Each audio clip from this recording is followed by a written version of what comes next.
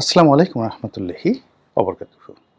সম্মানিত দর্শক, ডক্টর মোহাম্মদ ইউনূসের জামানাতে যে সকল মন্দ কাজ হয়েছে, খুবই বাজে কাজ হয়েছে, তাদের মধ্যে অবশ্যই প্রধানতম বিষয় হলো মব তৈরি করা এবং মব তৈরি করে মব সন্ত্রাসের মাধ্যমে মানুষের যে লোভ, লালসা, কামনা, বাসনা এগুলো চরিতার্থ করা। এই মব করে কত নারীর সম্ভ্রম নষ্ট করা হয়েছে, কত শিক্ষা প্রতিষ্ঠান ছারখার করে দেওয়া হয়েছে, কত ব্যবসা প্রতিষ্ঠান গুঁড়িয়ে দেওয়া হয়েছে, এই মব করে কত সংসার ভেঙে দেওয়া হয়েছে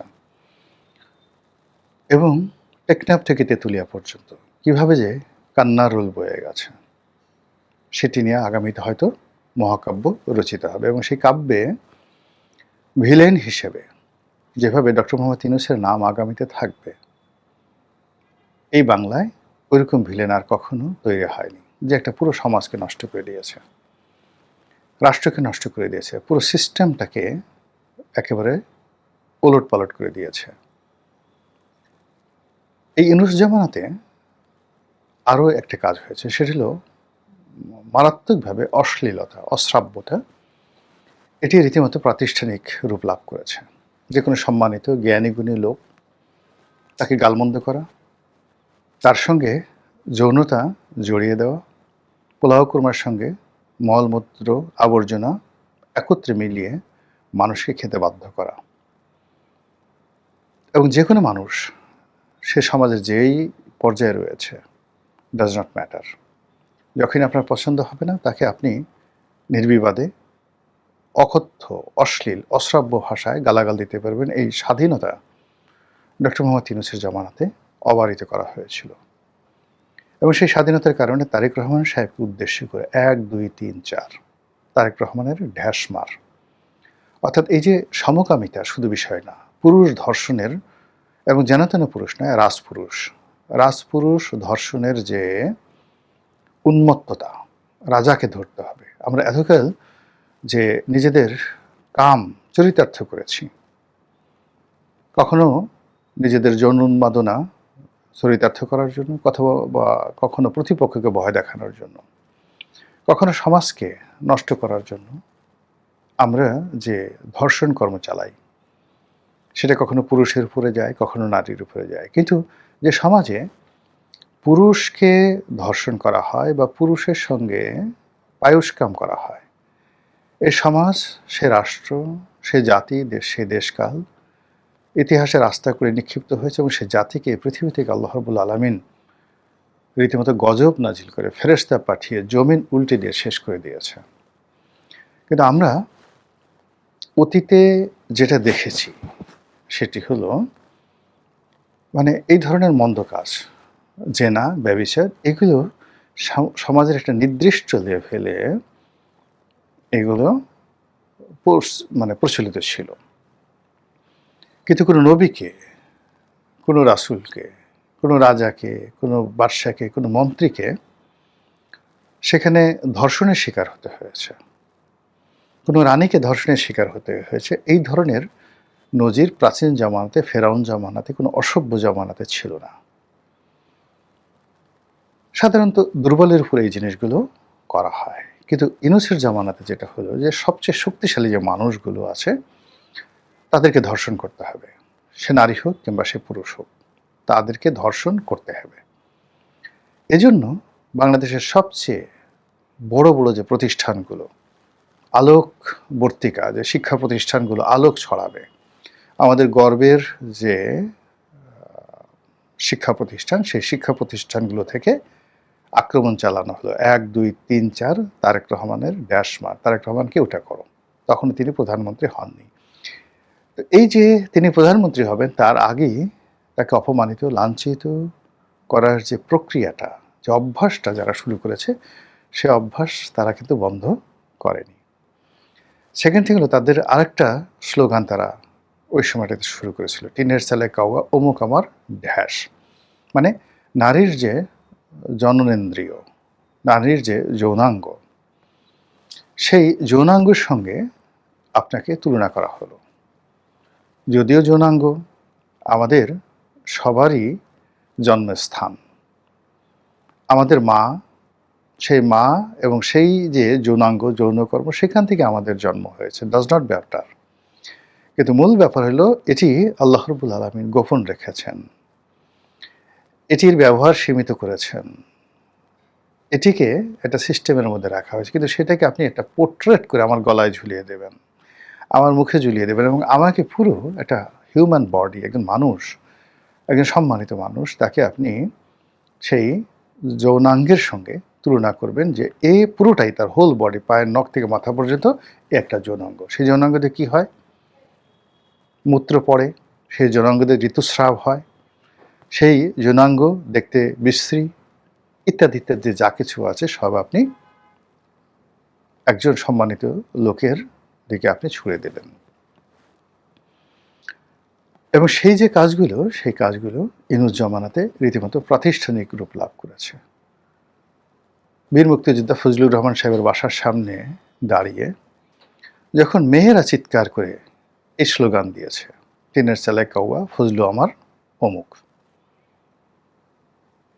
টিনের চালায় কাউয়া তারেক আমার অমুক, এই যে স্লোগানগুলো দেওয়া হয়েছে, সেই স্লোগানগুলো যারা দিয়েছেন তারা তওবা করেননি, তারা অনুশোচনা করেননি, অনুতপ্ত হননি এবং তারা নিরস্ব হননি, বরং তাদের ক্ষমতা আরও বেড়েছে।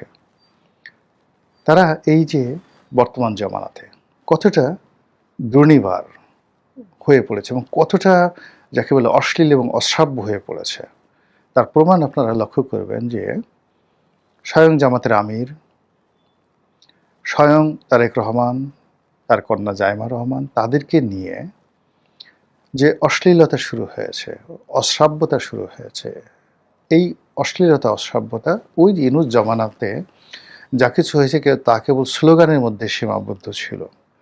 তারা এগুলো শুধু স্লোগান দিয়েছে, মানুষকে ইনফ্লুয়েন্স করেছে, আমরা এই কাজ করতে চাই, উই ক্যান ডু দিস, আমরা এটা করতে পারি, বা উই মাস্ট ডু ইট, আমরা এটা করব, কিন্তু তারা করেনি। কিন্তু এই জমানাতে এসে তারা সেই কাজগুলো করার চেষ্টা করেছে। অথচ আমি ধারণা করেছিলাম, আশা করেছিলাম, এক্সপেক্ট করেছিলাম যে একটি রাজনৈতিক পট পরিবর্তনের পর, একটা গণতান্ত্রিক পরিবেশ আসার পর দেশের সার্বিক পরিস্থিতি শান্তিপূর্ণ হবে, সুন্দর হবে, কিন্তু সেটা এলোমেলো হয়ে গেছে, উলটপালট হয়ে গেছে।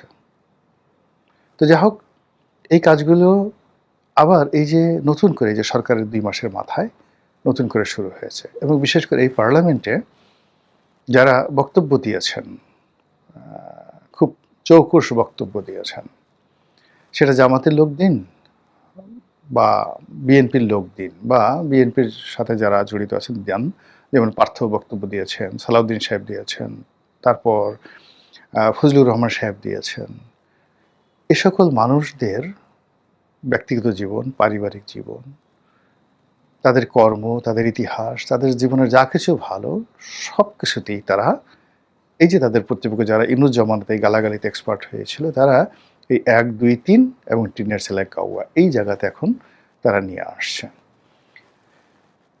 একটা জাতির একটা বিরাট অংশ যখন ধর্ষণ করার জন্য পাগল হয়ে যায়, একটা জাতির বিরাট অংশ যখন অশ্লীলতার মধ্যে নিজের সার্থকতা, সফলতা খুঁজে বেড়ায়, কোনো মানুষকে পরাজিত করার জন্যই তাকে গালি দিতে হবে, কোনো মানুষের সঙ্গে আমি পারছি না, দূর থেকে আমার তীর ছুঁড়তে হবে, সরাসরি যুদ্ধ করব না, অনেক দূর থেকে আমি শুধুমাত্র তীর ছুঁড়ব, এই যে শক্তি প্রদর্শন, এই শক্তি প্রদর্শন একটা জাতির জন্য অন্ধকার ডেকে নিয়ে আসে।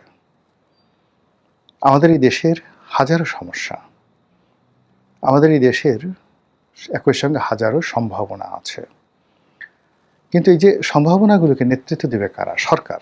এই মুহূর্তে সরকার নেতৃত্ব দেবে। এখন সরকারে যে সকল কর্মকর্তা আছেন, মন্ত্রী আছেন, এমপি আছেন, যখনই আপনার তাদের কাউকে পছন্দ হচ্ছে না, সঙ্গে সঙ্গে আপনি শব্দবোমা ছুঁড়ে দিচ্ছেন, গালাগাল করছেন, কার্টুন আঁকছেন এবং এআই দিয়ে বিভিন্ন রকম ভিডিও তৈরি করছেন। আমি দেখলাম যে এখানে যত আমি নাম বলবো না, সিনিয়র মন্ত্রী আছেন, সিনিয়র জামাত নেতা আছেন, সিনিয়র সেই এমনকি প্রধানমন্ত্রী আছেন, তাদের সবার অশ্লীল অশ্রাব্য ভিডিও এআইয়ের মাধ্যমে তৈরি করে তার সঙ্গে খুব আজে বাজে গান দিয়ে যেভাবে ছাড়া হচ্ছে, আমাদের সমাজের থেকে রীতিমতো দুর্গন্ধ ছড়াচ্ছে। যেমন ধরুন, ডাক্তার আবদুল্লাহ মোহাম্মদ তাহের, তিনি নিজেকে শিশু মুক্তিযোদ্ধা হিসেবে দাবি করেছেন।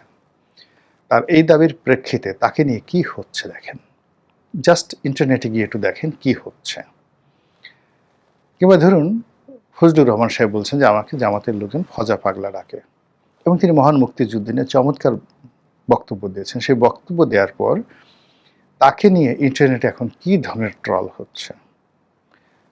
আন্দালিব রহমান পার্থ তারুণ্যের প্রতীক, তো তিনি এই সংসদে বেশ কয়েকটি ভালো বক্তব্য দিয়েছেন, বিশেষ করে দুটো বক্তব্য।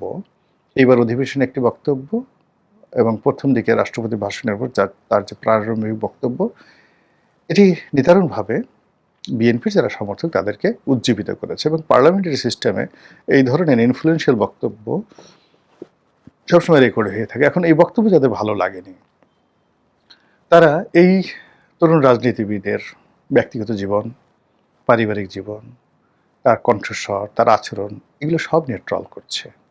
তার বাবা কি করতেন, তার মা কি করতেন, তিনি কখন কি কথা বলেছেন, তার কোন আত্মীয়, তার শ্বশুর শাশুড়ি ইত্যাদি নানা বিষয়গুলো নিয়ে। আসলে এই জিনিসগুলো না একটা মানুষের যে কর্মের যে স্পৃহা, এটা নষ্ট করে দেয়।